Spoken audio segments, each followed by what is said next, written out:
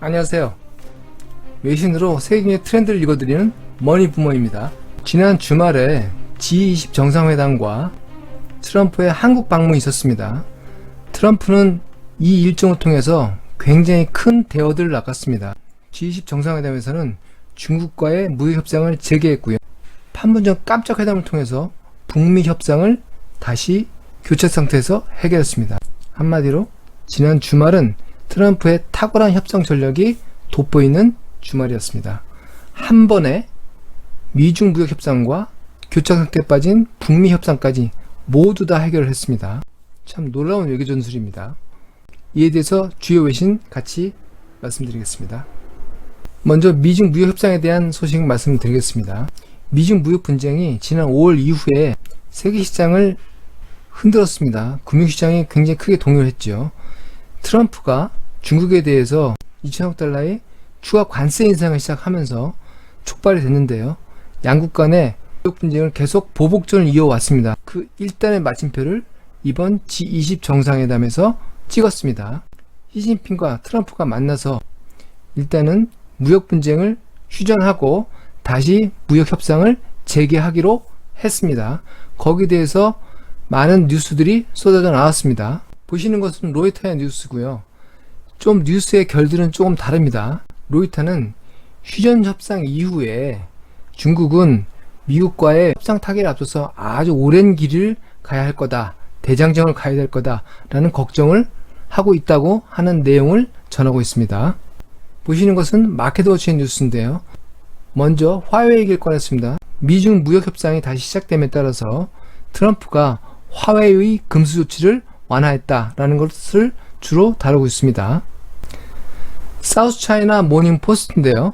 중국이 승리한 것은 아니지만 무역 협상의 새로운 단계로 들어감에 따라서 잃지는 않을 것이다 라는 아주 재밌는 헤드라인을 달았습니다. 언론사마다 조금 스탠스가 다릅니다. 해석하는. 앞으로 본 협상이 진행되면서 양국의 입장을 확인하면서 뉴스 프로들이 방향을 정할 것으로 보입니다. 먼저 미국과 중국의 무역 협상에 관한 얘기입니다.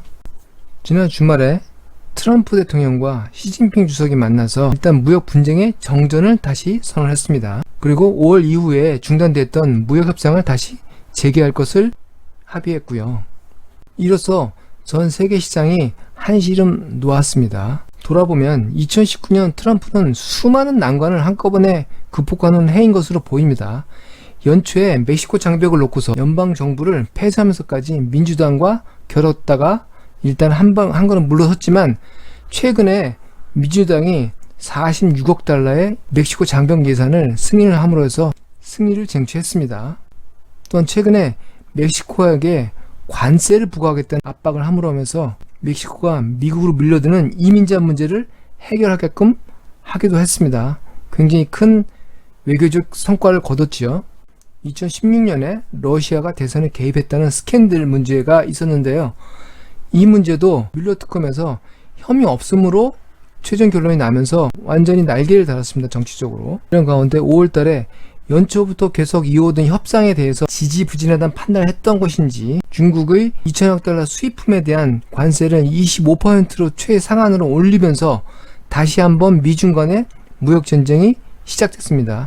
중국도 미국의 수입품에 600억 달러에 대해서 추가 관세를 부여했고요. 이후에도 중국은 중국이 부족한 수입 관세 부과 물량을 대체하기 위한 비관세 보복 수단으로 히토류에 대한 수출을 제한하든지 보유 미 국채를 매각하든지 중국에서 활동하고 있는 미국 기업들에 대한 제재를 검토하든지 여러가지 보복을 검토하고 있다는 설이 계속 언론 뉴스플릿에서 흘러나오면서 시장은 굉장히 얼어붙었습니다. G2라고 일컫는 만큼 전 세계에서 가장 큰 시장이 양국이 전면전을 붙으면 전 세계 시장이 냉각될 것은 뻔하기 때문에 전 세계 금융시장이 굉장히 동요를 했지요. 근데 전면전으로 들어가지 않고 일단 다시 휴전하기로 지난 주말에 양국 정상이 합의를 한 것입니다. 크게 한숨 놓았지요. 머니부머는 5월 14일 날 미중 무역 분쟁 시작 이후에 바로 미국의 글로벌 무역 분쟁 전략을 분석해서 보고를 드렸습니다.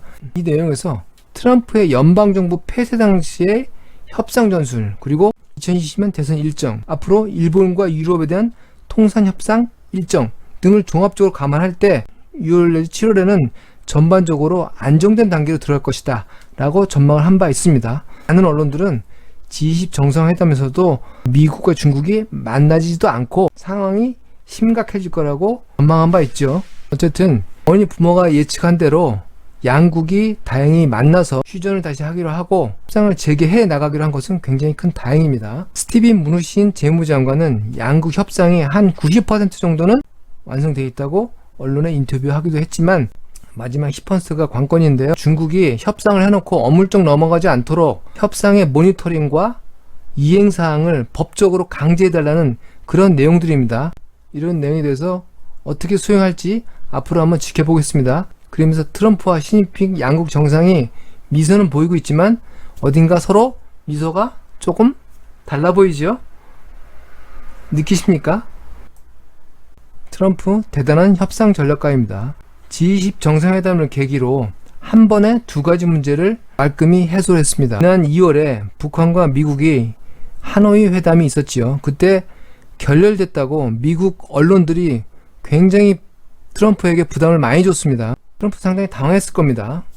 북한 입장에서도 상당히 곤란한 상황으로 바뀌었었죠. 그런데 트윗 한 번으로 모든 것을 말끔히 상황을 역전시켰습니다. 불리한 상황을 가장 자기 전술이 빛나게 만드는 그런 상황으로 반전을 시켰습니다.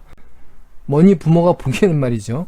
어쨌든 간에 이런 트럼프의 행보는 저희 한반도에는 굉장히 큰 호재입니다. 한국 경제 디스카운트 요인이 크게 두 가지가 있습니다. 가장 큰 건 역시 북핵 문제고 한반도가 정전, 휴전 상태라는 것이죠. 이것이 가장 큰 디스카운트 요인입니다. 뭘 해도 외국에서는 걱정스럽고 불안한 요인으로 볼 수밖에 없는 리스크 요인이었고요. 두 번째는 재벌 요인입니다. 물론 지금까지 재벌들이 한국 경제를 이끌어온 성과도 굉장히 큽니다.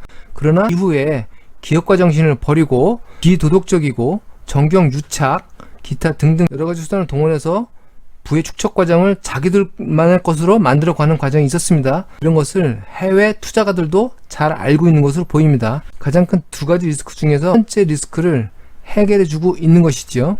한반도 평화가 오면 디스카운트 요인이 해결되고 특히 남북한 경제 고류, 공동개발 이슈 등이 진전 시에는 굉장히 큰 호재로 작동할 것입니다. 다만 씁쓸한 부분은 이번에 트럼프 대통령이 재벌들을 만나서 굉장히 격려하고 미국 투자를 권유하는 그런 행보를 보였는데 일부 몰지각한 재벌들이 부의 해외 도피를 촉진시키는 그런 기회가 될까 좀 걱정됩니다. 철저하게 모니터링을 해야 되겠죠. 트럼프 대통령이 돌 하나로 새 두 마리를 맞추는 놀라운 협상 기술을 보여줬습니다.